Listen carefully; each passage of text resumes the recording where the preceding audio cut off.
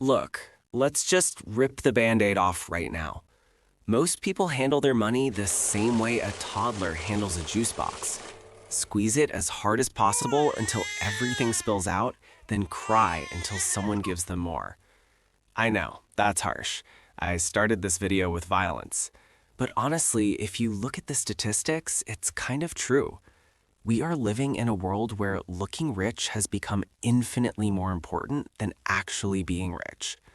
We buy things we don't need with money we don't have to impress people we don't even like, and then we wonder why we feel like a hamster on a wheel that's slightly on fire. But here's the thing, and this is the secret sauce, the magic bean, the cheat code. Wealth isn't a number in your bank account, not at first. Wealth is a mindset. It is a series of boring, unsexy habits that eventually result in a number in your bank account.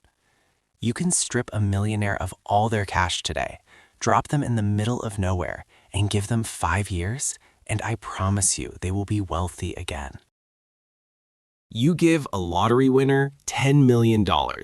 Give them 5 years, and they'll be working at a gas station telling people how the system is rigged. The difference isn't the cash, it's the operating system in their brain.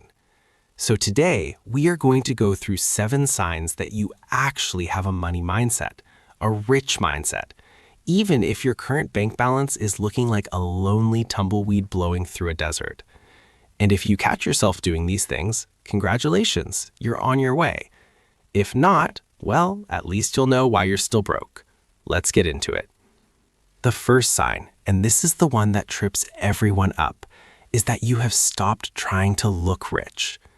I love walking through fancy malls, not because I buy anything, but because it is a fascinating psychological experiment. You see people decked out in head-to-toe designer logos, Gucci belt, Balenciaga shoes that look like socks, Louis Vuitton bag, and you think, wow, they must be loaded. Nope. Statistically speaking, that person is probably drowning in credit card debt.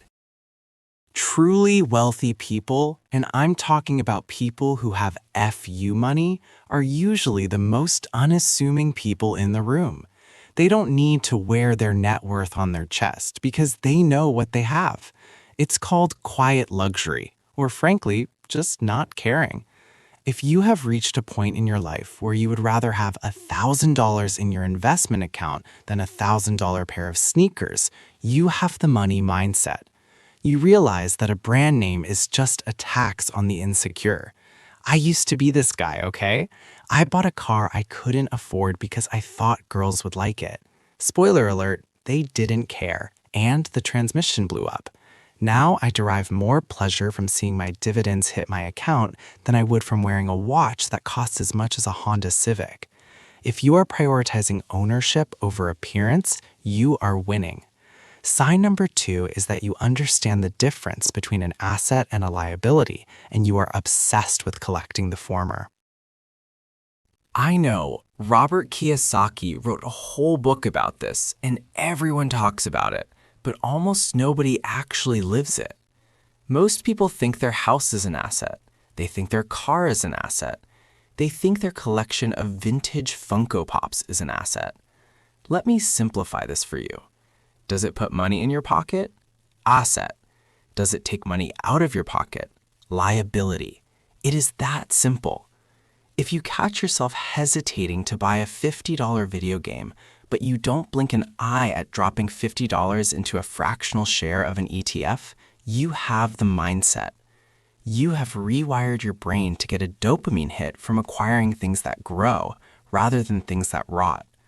It's a weird switch to flip, honestly. You become kind of a miser with consumer goods. You start looking at a Starbucks latte and doing the mental math like, okay, that's $7. If I invested that $7 at an 8% return for 40 years, that coffee just cost me $150. Is that a psychotic way to live? Maybe. Does it make you rich? Absolutely. If you view money as little soldiers that you send out to war to capture more soldiers, rather than paper you trade for fleeting happiness, you are on the right track. Sign number 3. You are comfortable being bored. Oh man, this is a big one. We live in a TikTok generation. We want 100x returns on some obscure crypto coin named after a dog breed. We want to get rich by next Tuesday. But real wealth is painfully, agonizingly boring. It's watching paint dry. It's automatic transfers to index funds. It's living below your means for a decade. It's not checking your portfolio every 5 minutes. If you have accepted that getting rich is a slow burn, you have the mindset. Poor people want excitement in their finances. They play the lottery, they day trade, they gamble. Rich people want excitement in their lives, but they want their finances to be boring and predictable. If you are okay with getting rich slow, you are actually moving faster than 99% of the population who are trying to get rich quick and ending up back at zero every 6 months. The tortoise beats the hare every single time in finance, mostly because the hare leveraged 100x on margin and got liquidated. Don't be the hare. Be the boring tortoise. Sign number 4 is that you value your time more than your money. This is the ultimate leverage. Poor people sell their time to get money. Rich people use their money to buy back time.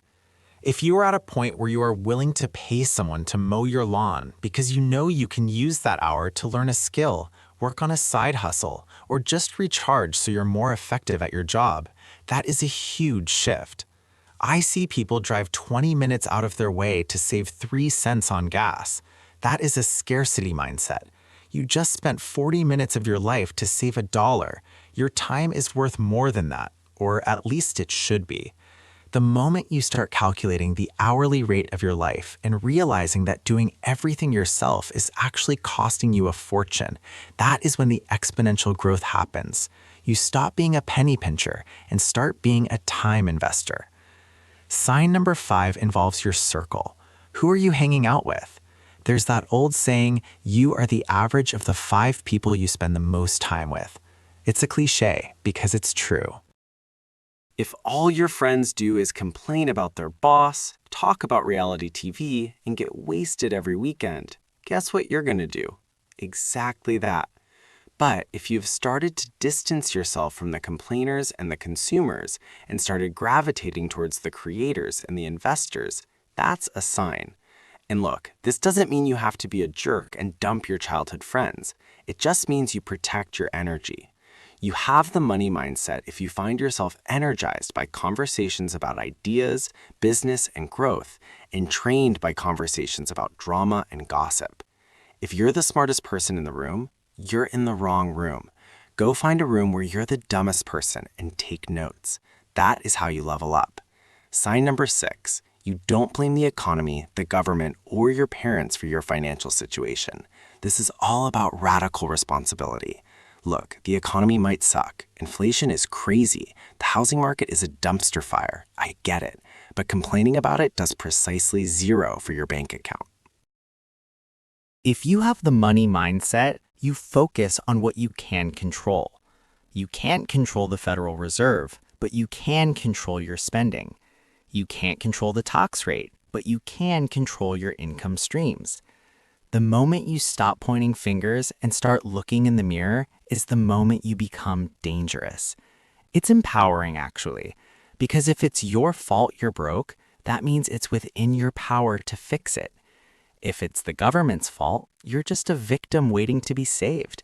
And let me tell you, nobody is coming to save you. Not the bank, not the lottery, and definitely not some politician. You have to save yourself. If you've accepted that, you're halfway to the finish line. And finally, sign number 7. You are a learning machine. You realize that formal education will make you a living, but self-education will make you a fortune. Most people graduate school and never pick up a nonfiction book again. They think they're done. But if you have the money mindset, you know the world changes fast. Skills become obsolete. If you are constantly reading, listening to podcasts, taking courses, and trying to upgrade your mental software, you are building the most valuable asset in the world, yourself. Inflation can't take away your skills. A market crash can't erase your knowledge. If you are spending your free time learning how to code, how to sell, how to write, or how to invest, rather than binge watching 12 seasons of a show you don't even like, you are going to win. It is inevitable. It might not happen today. It might not happen next year, but eventually the market pays for value. And by learning, you are becoming more valuable. So look, if you listened to this list and thought, oh no, I do none of these things, don't panic. You can change. Awareness is the first step. Start with one. Stop buying the latte. Read one book. Stop blaming the economy. Just pick one and start today. It's a muscle. You have to train it. And speaking of training muscles, you should probably train your index finger to smash that subscribe button right now. See what I did there? Smooth. But seriously, if you want to rewire your brain for wealth, you need to be consuming this kind of content regularly, not just once. Stick around. Watch the video popping up on the screen right now about the specific investment strategy I use, and I will see you in the next one. Cheers, guys.